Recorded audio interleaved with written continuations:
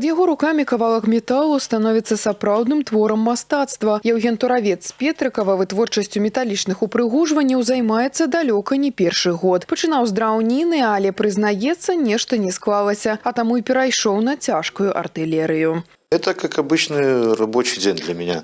Утро начинается, развезли детей в школу, жену на работу, и все. Есть заказ, приезжаем, начинаем работать. Это мой заработок. Нравится больше делать, когда кованые изделия, больше нравится. Оно красивее. Спачатку гэта было захапленне для душы. Крэатыўныя ідэі майстар увасабляў на ўласным участку. У нейкі час вырашыў распачаць сваю справу, але каб пераўтварыць хобі ў працу, патрабуюцца ўкладанні, таму прадпрымальнік вырашыў скарыстацца дапамогай дзяржавы. Сёння яго вырабы літаральна на кожнай вуліцы Петрыкава. В августе месяце стал в центр занятости как безработный. Съездил, отучился на курсы, получил субсидию, купил больше инструмента, купил пневмоинструмента, еще один сварочный аппарат купил, какие-то болгарки, какую-то часть материала закупил. И сейчас как бы работаю, зарегистрировался ИП в сентябре месяце.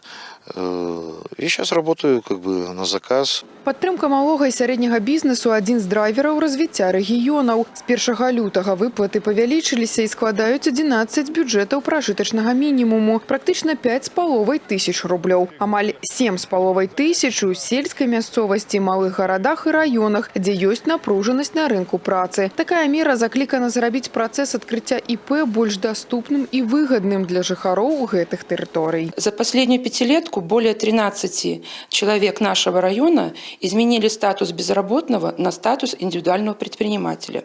Субсидии направляются на открытие, организацию таких видов деятельности, как розничная торговля, парикмахерские, косметические услуги. Наиболее популярными это деятельность такси, строительные работы. Каб атрымаць фінансавую дапамогу ад дзяржавы, патрэбна зарэгістравацца як беспрацоўны ў службе занятасці. Яшчэ адна ўмова – прадастаўленне бізнес-плану. З ім, дарэчы, дапамогуць.